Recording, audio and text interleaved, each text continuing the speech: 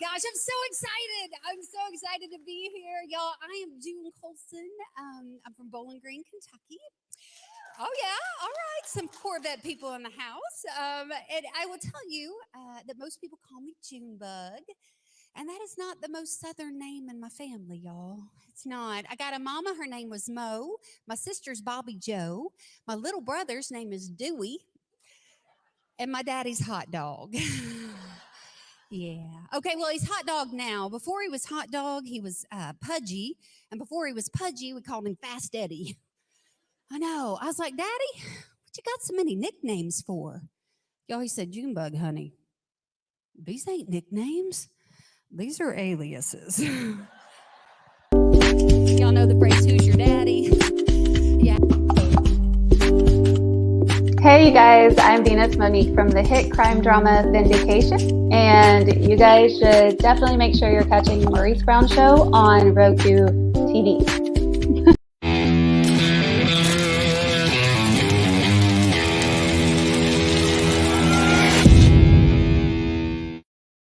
Yeah, hello everybody, and it is the Maurice Brown Show. I'm Maurice Brown. That was our good buddy June Colson opening up for the Mike Huckabee Show. June could not be with us today.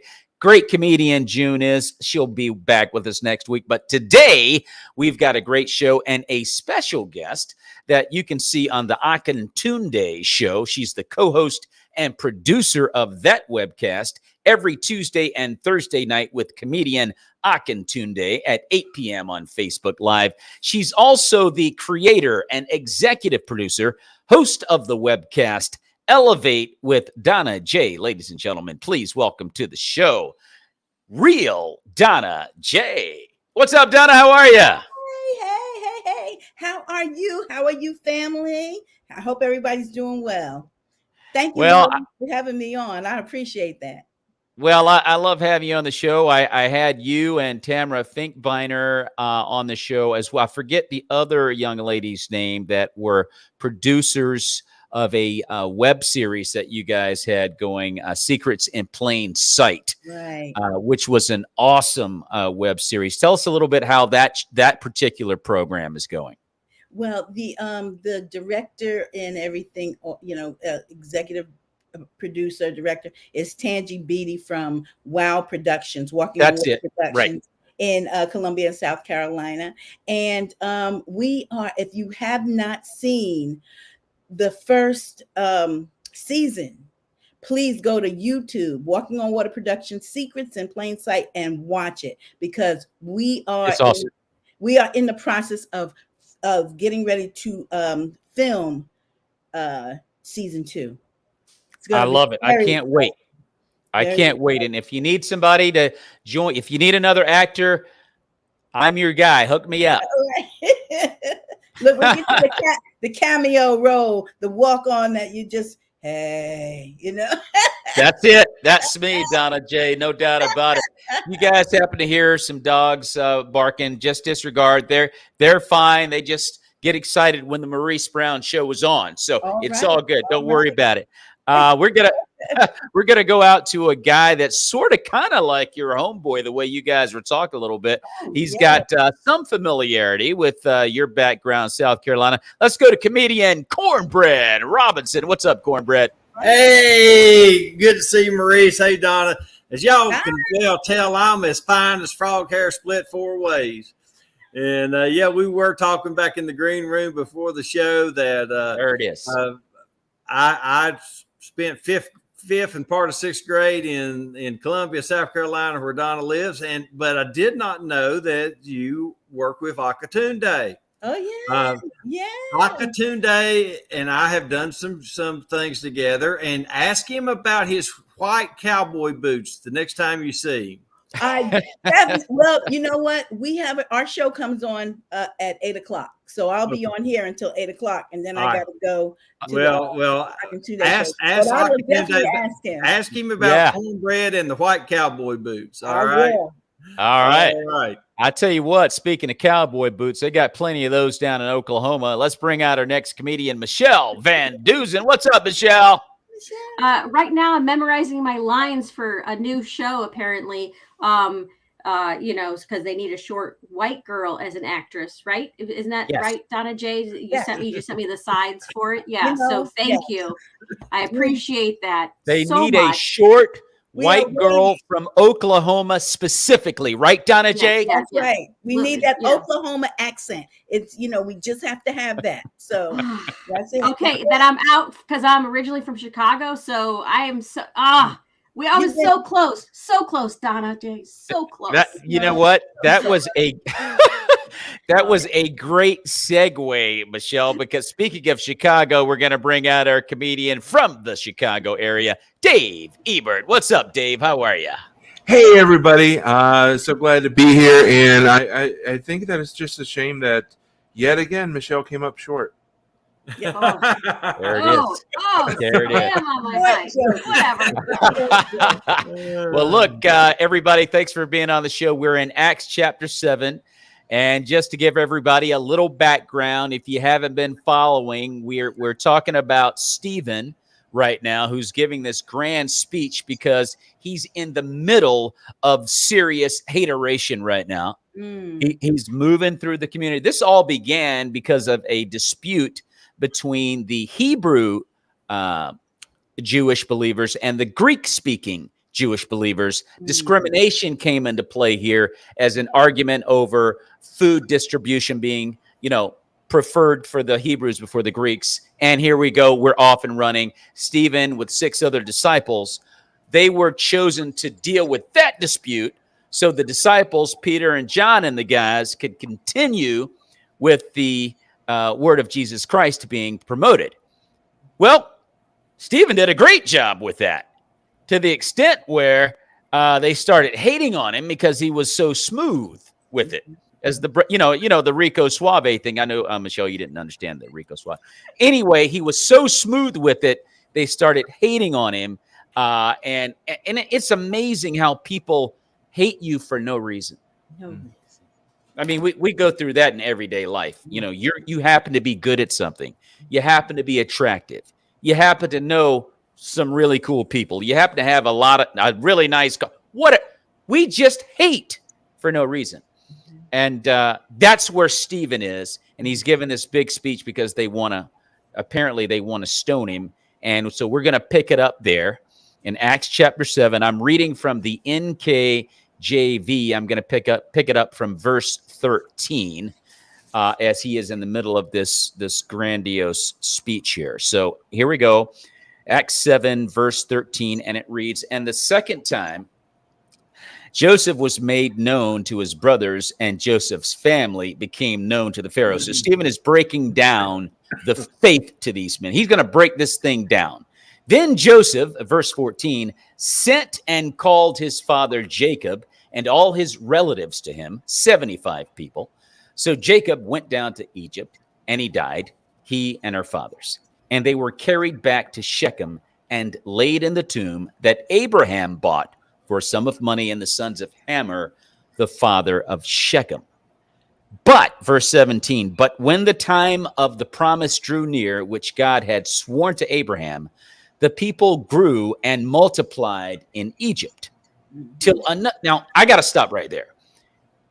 Is there any historical evidence, Cornbread? I'm going to go to you, the resident historian here, because there's peace. Everything is going really, really well. And then all of a sudden, a king that has no knowledge of Joseph and his family and the Jews that are settled there, he doesn't know them. So now persecution of the Jews begins here for 400 years. Is there any history as to maybe whether or not the Jewish faith was starting to waver and worship other gods, becoming disobedient, that type of thing, Cornbread? Not that I'm aware of. I would need to study on that a little bit more. Yeah, but I've never heard anything to that effect. Okay, I'm just throwing it out. I thought it was kind of odd as he's talking. It's like they're not. There's no kind of no rhyme or reason as to why they're going into 400 years here of slavery, and it just kind of makes you wonder: was there something else going on in the scriptures that maybe we were not aware of? I don't know. Yeah, there actually is a little bit of history about it, because you'll notice later on when they are in the desert, it talks Yeah. about how they were making idols. So they did take Okay. some of Got it. what was happening, but they still stayed Hebrews. And they stayed, what Right. all of their uh, celebrations and all that. They did that, but they also took on other things. So you'll Okay. see it, but you do have to study it out a lot. I listen. Thank you for that, Michele. I keep forgetting you're pretty good on your Bible knowledge as well. I just wanted to throw that question out. What's that? Cornbread knows way more. I'm just adding to his knowledge. I just kind of wanted to throw that question out. I'm going to continue reading because we're gonna get to a serious point here of how we kind of like assume we're ready for God's blessings when we're not.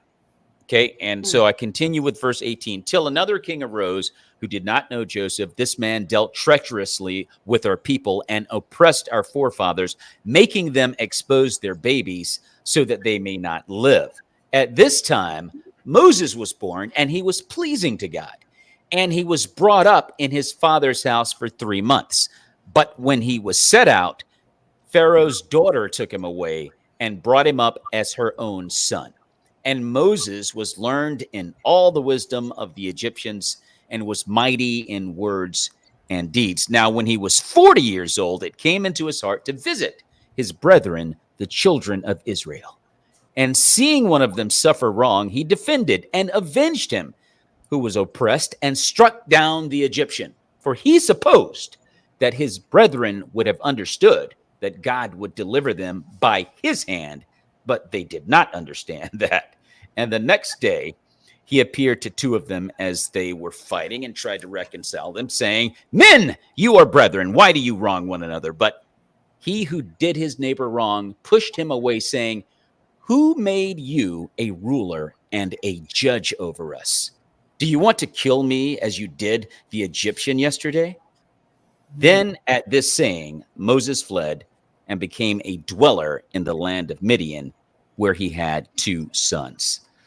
A lot of times we think that we're ready for prime time. You know, we've had some successes. First of all, how can you come down there to where those slaves are dripping in mud and blood and laboring and going through strife? How could you come down there in the king's clothes and think that somehow you can resonate with these people? Mm-hmm. Mm-hmm. That was the first mistake that Moses made. Hey, Maurice, What's up, Dave? how many times do we as Americans have that same philosophy when we go on mission trips? We think that we're coming from on high down to the little people. Yeah, we're going to make a difference. I just made that parallel right now as you're speaking. It's like, yeah, we do that. We're like, hey, look at me, selfie time, and I think that's why Moses had to go away for a while, is to kind of, be pruned in the Lord. You know what, Dave? I love what you just said right there. That right there is a great point. And it is an indictment on America's church in a lot of ways. Because we are so blessed, and we think that we could go hop over there to Zimbabwe or Cameroon or whatever third world African nation it may be, or even South America for 2 weeks, coming from a mega church, living at a 6-figure home. But I know I'm on my judgment seat. I'm going to get off in a minute. Hold on. And think that you could go over there for 2 weeks and think you've really done something. And I'm going to take a couple of that's great analogy, Dave. I'm going to take a couple of selfies with a few of these I don't want to go too hard. Dave, that is a great point.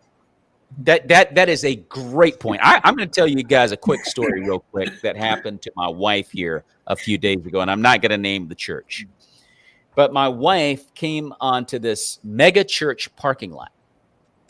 And, our car was left stranded there, and she walked from her job rather than call a Lyft in the Texas heat, probably 104 degrees outside. Probably a 8-mile walk. She's run marathons, so she's in great shape. But she walked the 8 miles in 104 degree heat. She got to the mega church door, 102. Thanks, babe.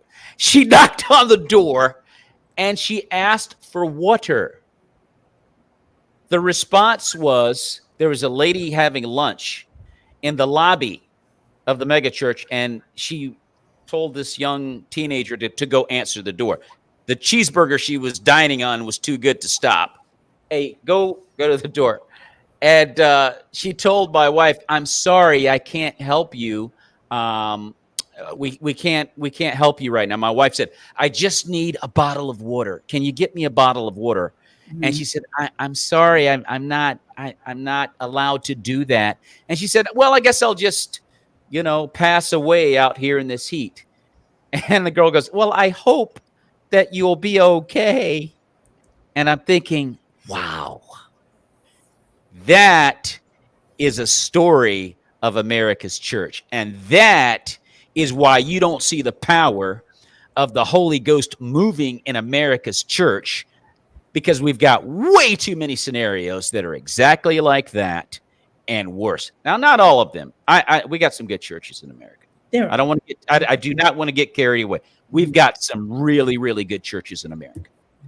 But unfortunately, the narrative of these huge mega churches, by and large, I would say the greater percentage of them have behavior that lines up with what Dave Ebert said and the description that I just gave. What's your assessment of that, Michele? I think that person was an intern.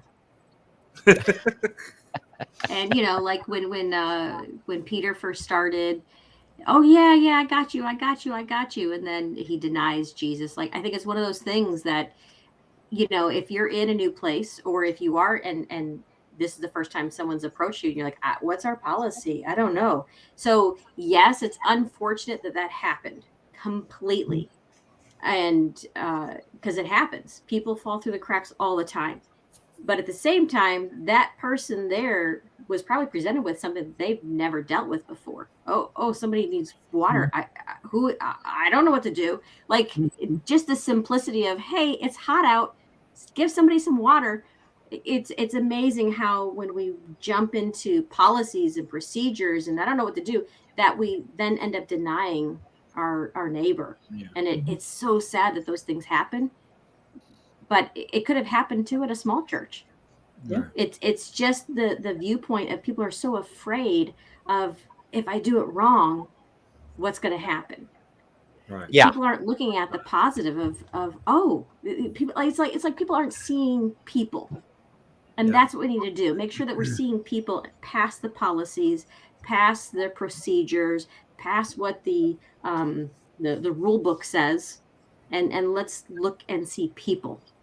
So, that's really disappointing. I'd like to interject on that. If we remember Christ in one of his sermons, he said,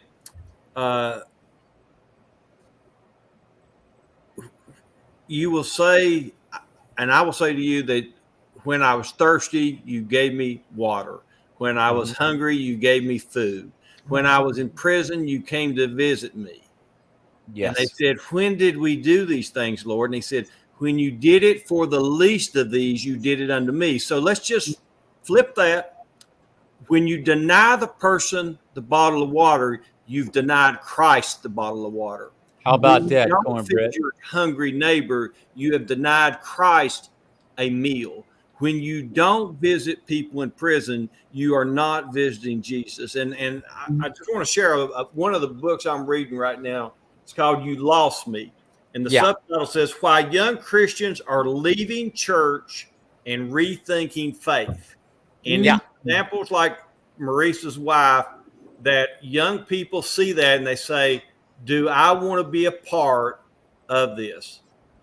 And, how about it? I love it. So, we've got to make the church back into what it was originally intended.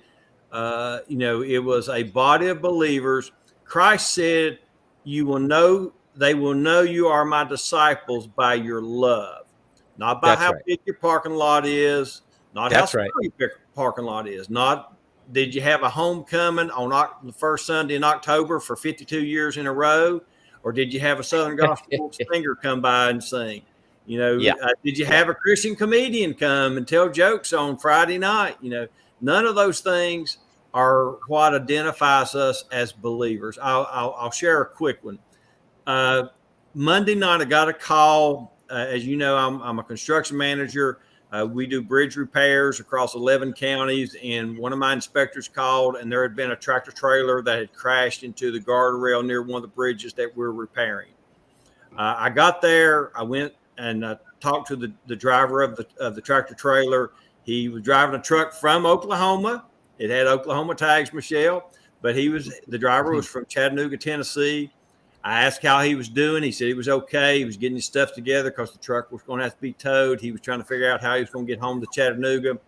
And I just stopped for a second. I said, "Are you okay?" And he said, "I'm okay." And I said, "Can I pray with you?" And you would have thought I handed him a check for $10,000. His whole face lit up. I mean, he's wrecked the truck. He may lose his job if his boss don't take it the right way. Yeah. Far from home. He ain't going to know how he's going to get back from Stanton, Virginia to Chattanooga, Tennessee. And somebody stopped and said, "Can I pray for you?" Yeah. That's what we got to do. Wow. That's who we got to be. Well, I'm going to say this, and Donna J, I would love for you to chime in on this. I'm just going to throw this out because I love the story, Cornbread, that you just shared. And I really love what Dave Ebert started this particular conversation with as far as missionaries in America.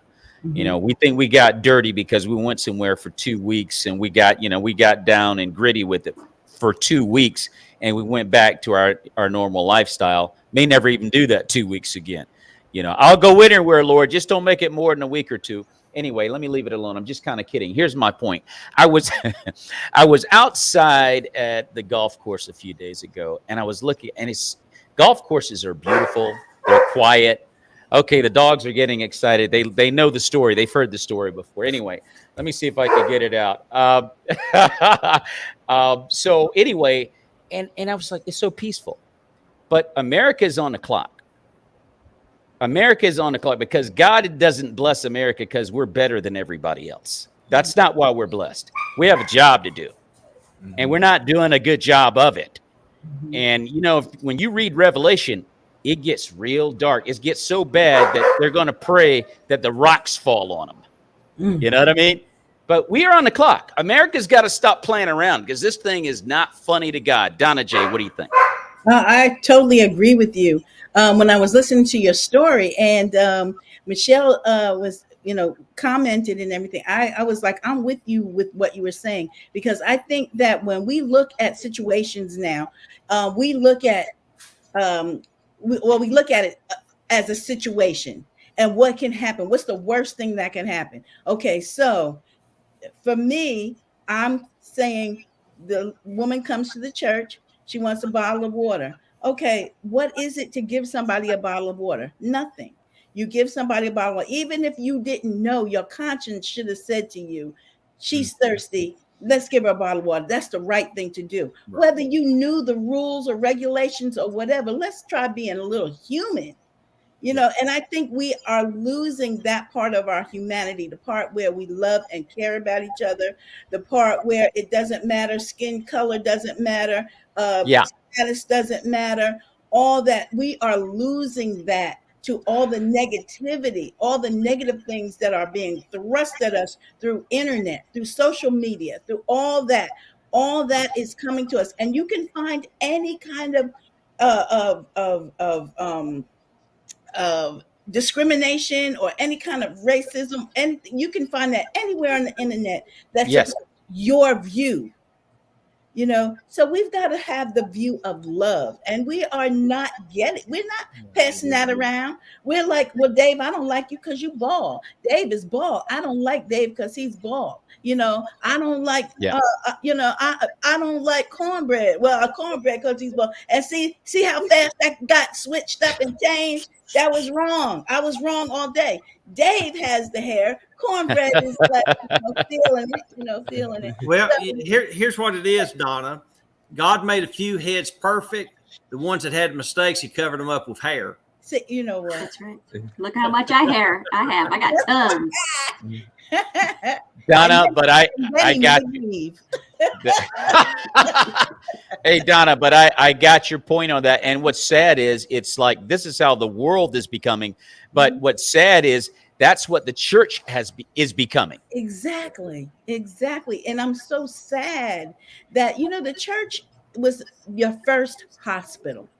It was the hospital. It was where the broken, the downtrodden, you're supposed to be welcome, and you're supposed to have preachers and teachers, ushers, people that love on you to come in to help you see, well, you know, the errors of your ways, or that, you know, Christ is King, God is the one and only. That is where you do some of your hospital work. So you, as a Christian, is where you do your hospital work. And then you take it out into the community, because it wasn't meant for just us Christians to be just right. We're supposed to go out and gather those people that are doing that we feel are not that are not doing God's work, or whatever we consider God's work, but that are their hearts are hardened.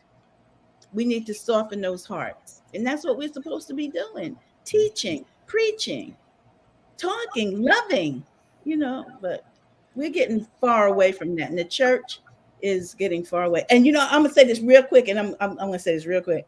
I am concerned, and also I'm just really like trying to understand this, the meta church. Okay. Okay. Now, one of my good friends is really involved in the meta church. Yeah. You know, so he's introducing it to me and letting me see how it is. Yeah. What do you all think about the meta church? Is that drawing us further away, or is that bringing us together? Are we talking about meta as in like the online virtual church? Mm-hmm. I think that draws us away because we're designed for community. We're designed to be together. We're designed to fellowship together. And as cool as it was to have virtual options when people are sick or whatever, I guarantee you the underground church in China, the underground church in Saudi Arabia, the underground church in Iran, I guarantee you they met despite COVID. They probably met even stronger during COVID. Mm-hmm. So the meta church is an option, but it should not be the option. No, it should not. And I again have to go back to what I said about the American church being on the clock. I'm telling you, we got some good stuff going on over here. I mean, as Christians, we are not laboring. We have no idea what laboring for Christ is in America. We really don't. If you think about what you just stated about China, the underground church in China, the underground church over in the Middle East. I mean, there are Christians in countries that will kill them for their faith, right, for being seen with a Bible, for being caught in a Bible study or some type of church service. They'll be killed immediately, if not taken away from their families forever, dismembered, all those different things they face, and they do it with great fervor. They are excited about that. We read earlier in Acts where Peter and John were high-fiving each other because they were flogged for their faith. Oh, yeah. That kind of excitement doesn't exist in America. That kind of excitement only exists when you announce, after church, we're going to Cane's. Because you can't go to Chick-fil-A. Or KFC or whatever your favorite is. That's where that excitement comes from. So, I mean, it's like, and God's just waiting. God's just waiting for us to get serious about this. And it's not like you can't have any fun. Yes. But the faith part of it, I mean, something as simple as what I described about my wife. You mean to tell me in your mega church royalty that you can't go back to your mega church Frigidaire and find one bottle of water? Are you kidding me? But unfortunately, again, I think this is the general narrative for most mega churches. Forget about it. I'm not even going to say mega churches. A lot of churches, period. Yeah. You know, somebody comes up, knocks on the door. They're homeless. Don't want to let them in. You're afraid. You're scared of that person. It shouldn't be the case in the church. So, but anyway, we're on the clock. America is, I'm telling you, when I think about Revelation and it gets so bad that people will cry for the rocks to fall on them, it'll be so horrific. It's like, we better. What's I'd like up? to interject an example of something, though, that just what you said there, Maurice. In 2018, LOL Gospel Comedy Association had their conference in Harvey outside of Chicago.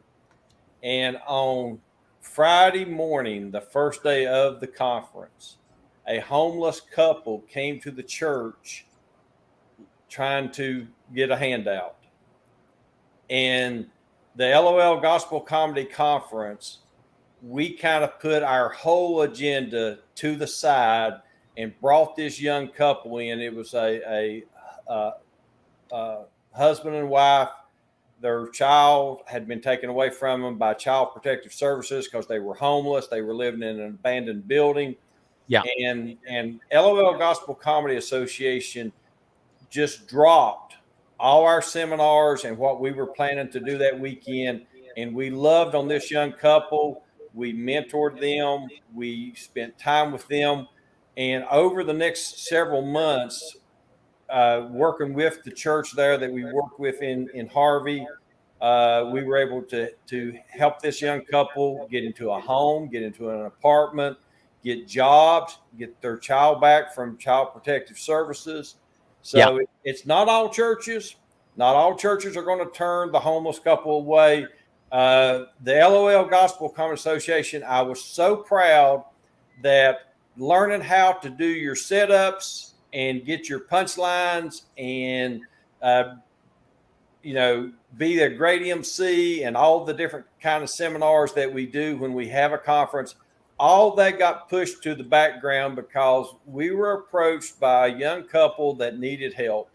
And of all the conferences I've been to, that's the one I will never forget what I learned that weekend, being able to minister and help this young couple. Well, I'm not surprised, at all. That's where the church needs to focus.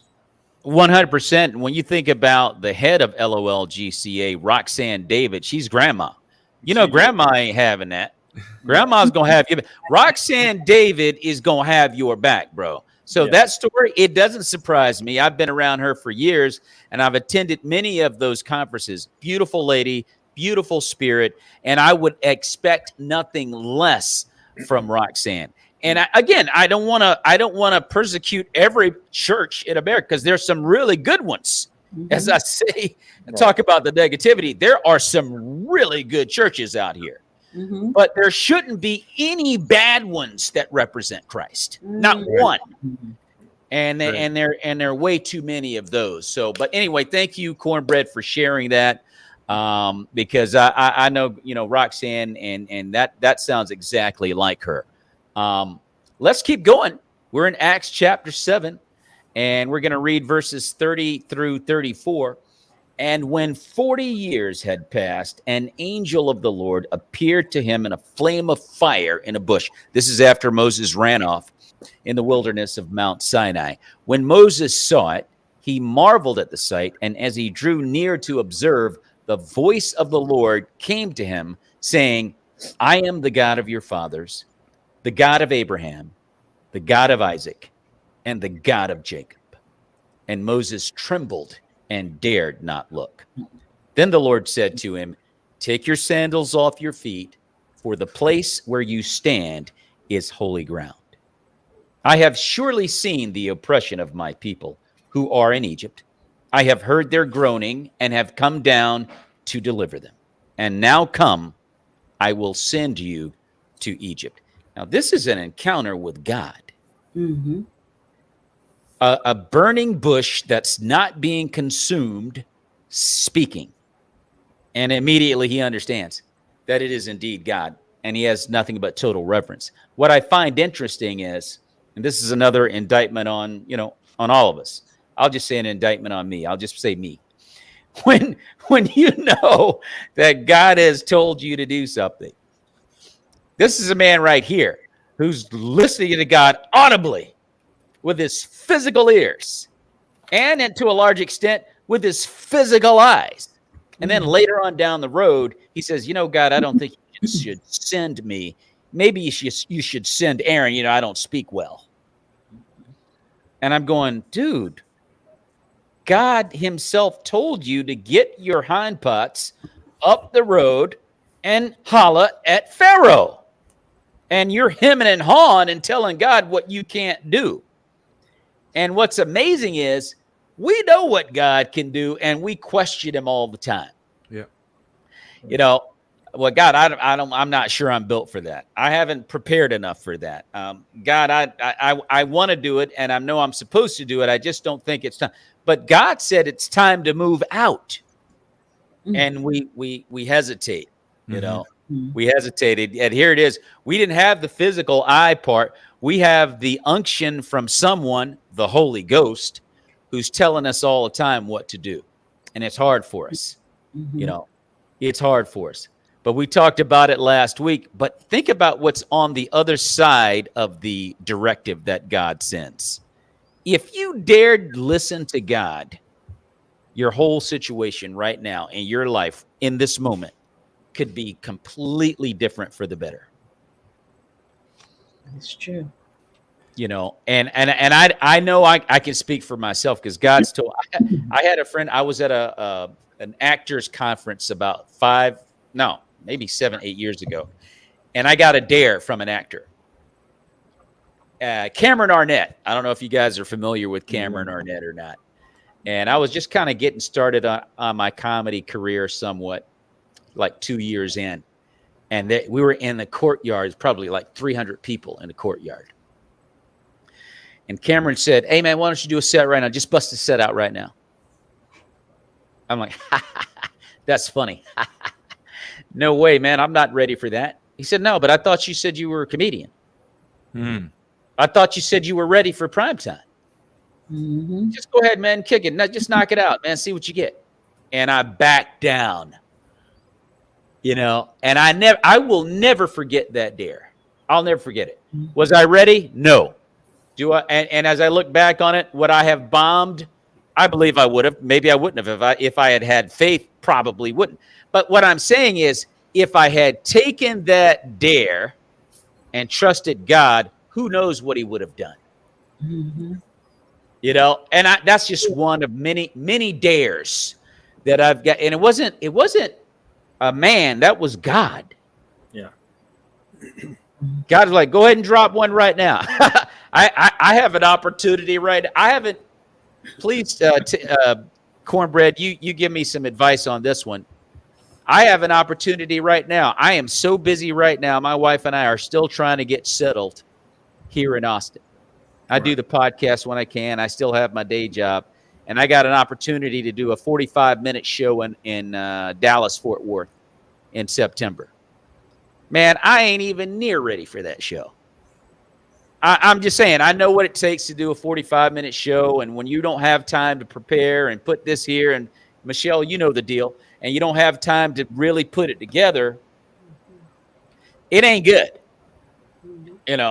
And I'm like, oh God, you're giving me this up. Now I'm going, is this God giving me an opportunity to take the dare or take a pass? Yeah. I wouldn't take a pass.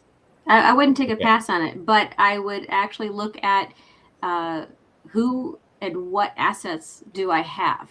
So if you're doing Dallas Fort Worth, why does this have to be a show just where it's only you? Why can't you pull some comedians that are in that area and let them do some time also?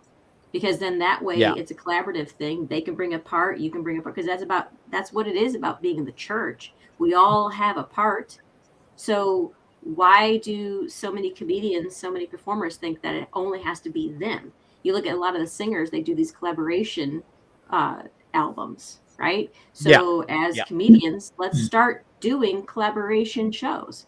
Let's start pulling from each other, so that way we can do things well. So it would be this particular one, you know where you're at. You've already taken an assessment of, okay, if they want 45 minutes, I can do a solid 20 right now. There's no way I can do 45 and it'd be good for them to hear. So let me go find another comedian who could do another 20, or find 2 comedians and just, you could do 10, you can do 15. I'll do and you finish it off, and do it that kind of a way. And where it's not a burden on you, it's not a burden on them, and that you're a blessing to those that you're coming to. I mean, it seems like sometimes, our heart as a performer, we're like, yes, I want to do it. And then we look at like, ooh, yeah, okay, I actually can't do that. So if you can't, if you know you're not right, you can also, who can you refer them to? I refer so many comedians all the time. I'm like, you know what? If I'm not the person that you need, I know this comedian. I know this one. I know this one. What kind of event are you having? So there's so many good comedians, good Christian comedians in Texas that you could, say, hey, reach out to this one. Like you could bump it. And the challenge that your buddy gave you, I was like, why don't you turn around and go, okay, you break out and do a monologue. Like, why don't you just turn that around on him? Go ahead. Oh, you're a doctor? Go ahead. Do some surgery. Go ahead. I dare you. Just let that person open up there. I mean, I don't think it was bad that you didn't do it. I think it's wonderful that you had an opportunity and then it got you thinking, but am I prepared? And so then it gives you a chance to prepare for those moments, which I love that, because we're either giving out or we're learning, so we have these opportunities. So the problem with religious and people that are staying in their religion side of things, and where you keep seeing, the negativity of the church, it's when people are just learning and learning and learning and learning and they're just hoarding all the Christianity to themselves. That's the problem. It's not being an open vessel.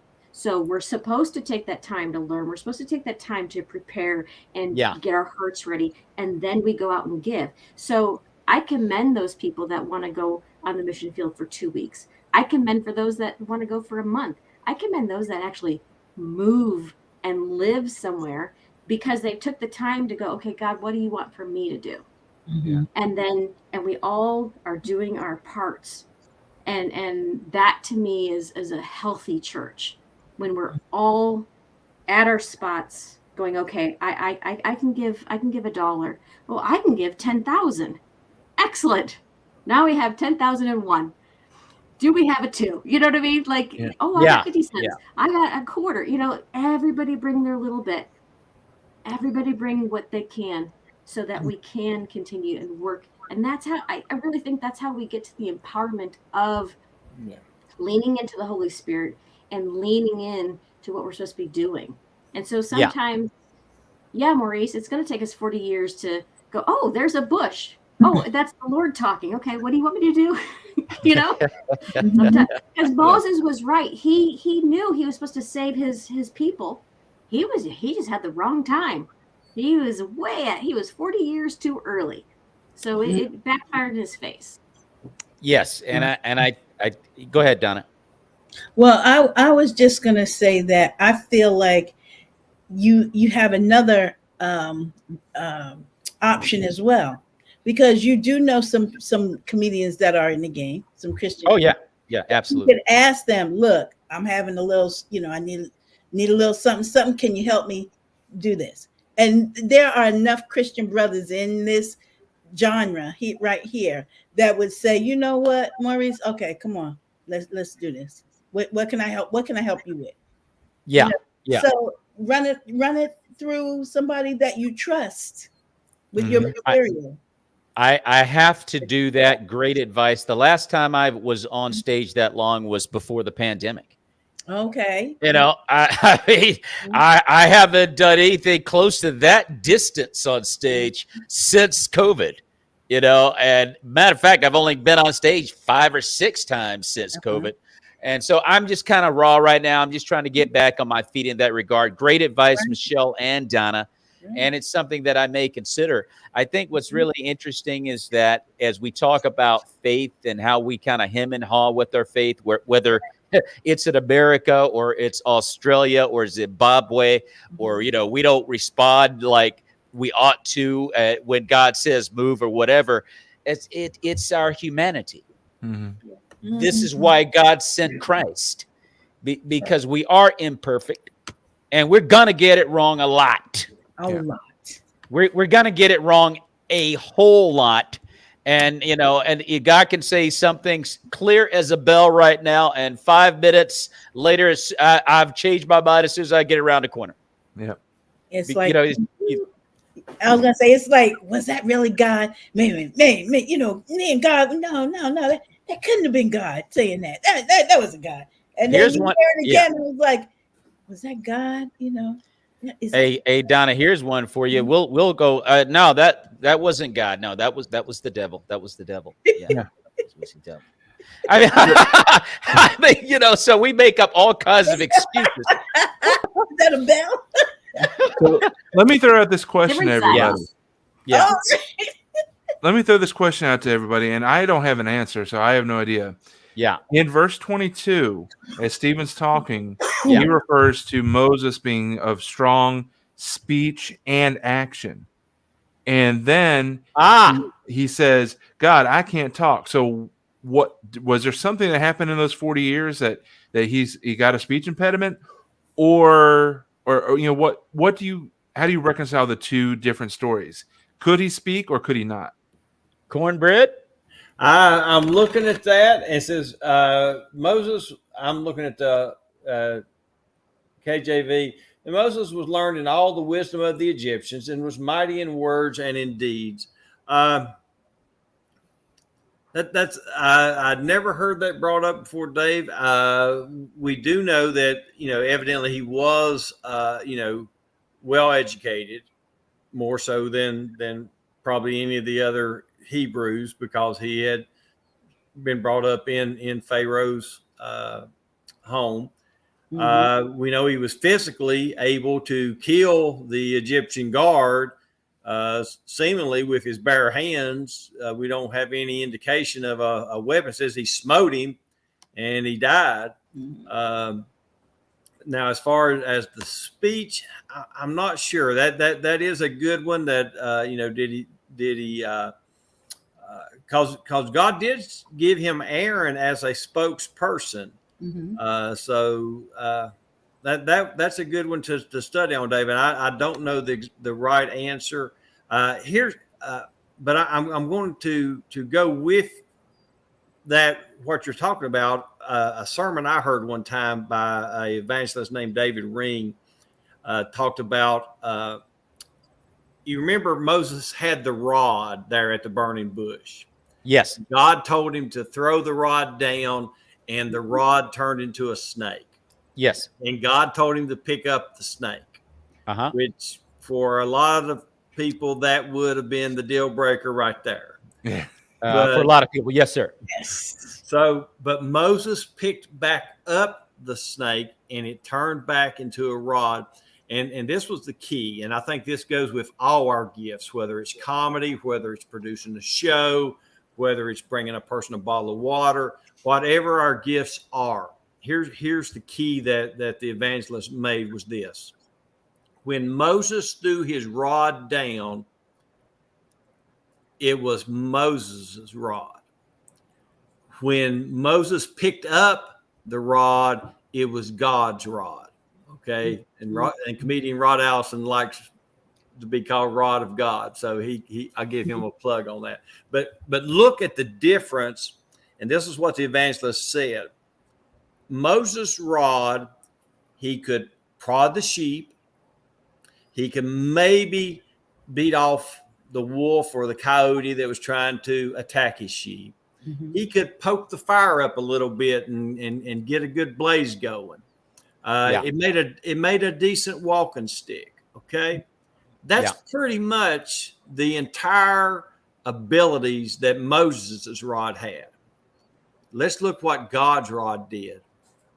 God's rod brought down and made the Nile turn into blood. Yep. God's rod brought 10 plagues up on the land of Egypt. God's rod parted the Red Sea. God's rod struck the rock and water came out. Yeah. Over and over and over again. And the key thing is every one of us has a rod. We have something that is ours. And if we'll turn loose of it and let God have it, he'll give it back to us. And what he will give back will be so much more than what we gave him to start with. It will blow our mind. Yes.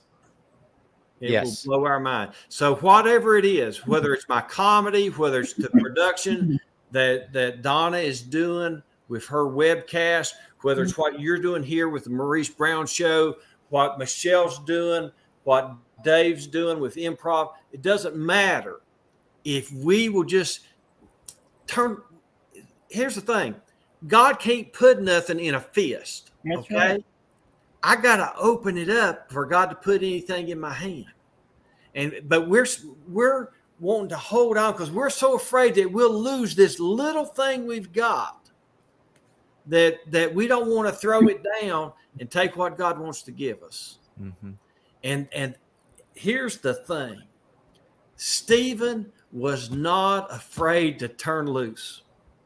I mean, he gave everything he had, and look what God gave Stephen. Here we are. You know, there were 7 first deacons. Which one do we ever talk about? Stephen. 2,000 years after Stephen was stoned to death, who are we talking about during this show? We're talking about Stephen, because Stephen turned loose. Stephen turned loose and took what God gave him, and God gave him something better, gave him something more important than what he turned loose of. Amen. Amen. You know what? You answered that one quite well, Cornbread. God bless you, brother. You brought that one home, bro. Feel like You brought that one home. I love it. I love it. And and with that, we are going to skip on out of here. But before we do, Donna J, tell all the fans out there how they can follow you and your shows. Oh, okay. So I'm on the host of Elevate with Donna J on Facebook. We're on Sundays at 4:00, Facebook Live.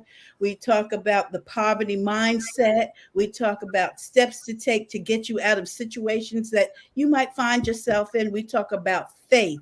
We talk about balance. We talk about mostly anything that is going to help to elevate you, well, to give you the keys to elevate you to your next level. So join us.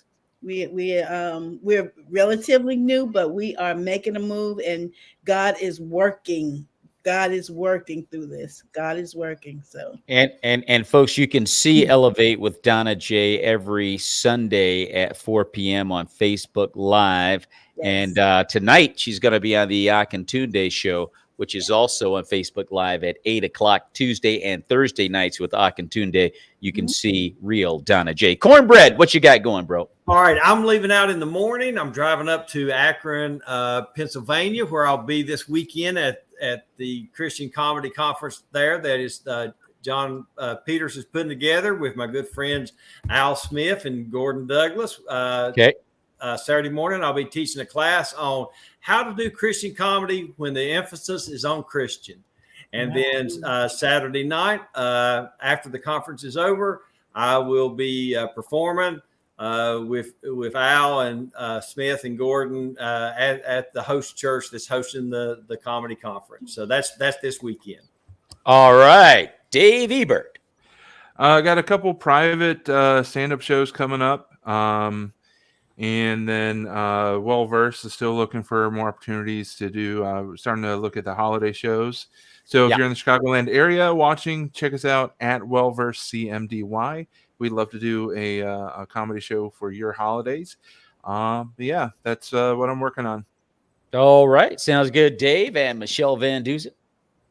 In 2 weeks, we're on the 27th. I'll be in Guthrie, Oklahoma with the Unknown Tour. And then I also have every Haven't heard of it. Thursday. Yeah, funny. Every Thursday we have a new episode of the Laugh Support podcast drops. And if you follow me on Instagram, you'll notice a lot of cat videos lately because my son rescued a kitten and he's going to be going to college soon. And so Mr. Fox is now in all my videos because I'm just, just using him until he leaves. So, check it out. Good.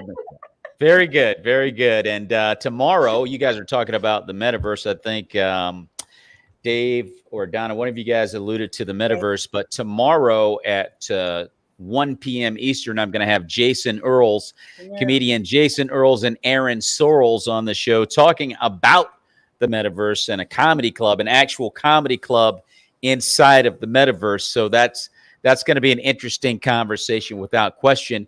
If you've enjoyed this show, like it and share it and subscribe to the Maurice Brown Comedy Channel, as well as any social media engine that Real Donna J and Cornbread Robinson and Dave Ebert and Michele VanDusen are a part of. And every Saturday night on KCHF TV in Albuquerque, New Mexico, on TV 11, you can see this very show, the Maurice Brown Show, at 8 p.m. and 12 midnight on that particular station. So you can't miss us. We're also on Spotify and Apple Podcasts, Google Podcasts, Radio Public, and Amazon Music. So we got everything covered.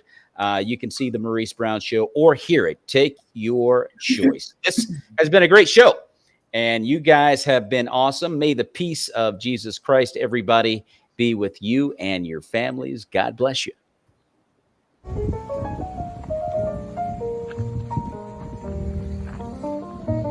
Dalmatian right up there. Isn't he pretty? It's a pretty one. I'll tell you right now, there's more in the world that I like better than dogs. Oh, and you know what? There's another Dalmatian. Ain't that something? 2 Dalmatians in one day. The reason I say that is because they were just fighting. That Dalmatian were fighting. Fighting Dalmatians. I guess it goes to prove, even if we're the same color, we fight. I don't know if that makes any sense or makes me Martin Luther King or anything. But it's interesting. Thanks for watching the Maurice Brown Show.